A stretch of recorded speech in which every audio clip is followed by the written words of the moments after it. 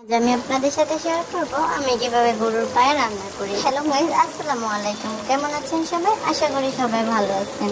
গরুর পায়া রান্না করার জন্য আমি এখানে 1 কেজি গরুর পায়া নিয়েছি। গরুর পায়ার সাথে এখানে আমি হাফ কেজির মতো গরুর মাংস দিয়েছি।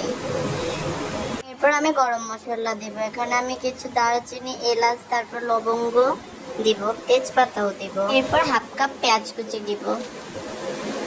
পেঁয়াজ বাটা দিব 2 টেবিল চামচ, রসুন বাটা 1 টেবিল চামচ, আদা বাটা 2 টেবিল চামচ দিব, 1 টেবিল চামচ কাঁচামরিচ পেস্ট, 1 চামচ জিরা বাটা দিব।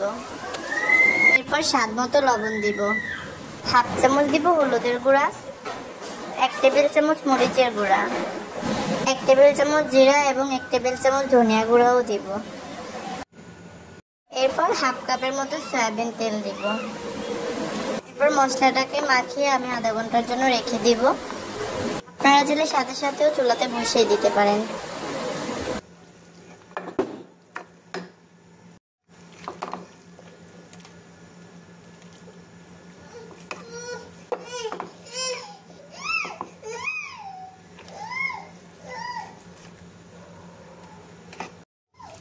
এরপর পানি দিয়ে দিব পর্যাপ্ত পরিমাণ। এরপর ঢাকনা দিয়ে চুলাতে বসিয়ে দেব।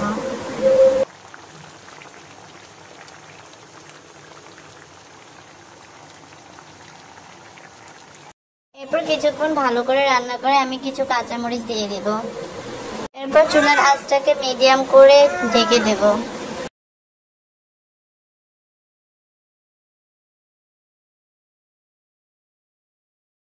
প্রায় 3 থেকে 4 ঘন্টা আমি চুলার উপরে রেখে দেব, ঢাকনা দিয়ে ঢেকে চুলার আঁচটাকে মিডিয়াম করে।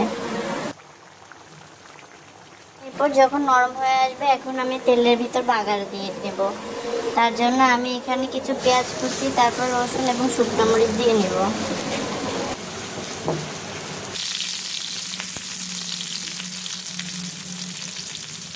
এগুলো ভেজে নেওয়া হয়ে গেলে আমি পায়ের ভিতরে দিয়ে দেব।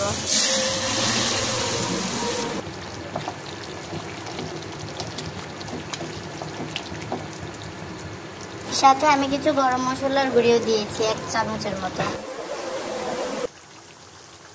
আমার নেহারিটা খেতে অনেক ভালো হয়েছে। আপনারা এভাবে একদিন ট্রাই করবেন, ইনশাআল্লাহ ভালো হবে। আমার ভিডিওটি যদি আপনাদের কাছে ভালো লাগে অবশ্যই লাইক, কমেন্ট এবং শেয়ার করে যাবেন। ধন্যবাদ সবাইকে।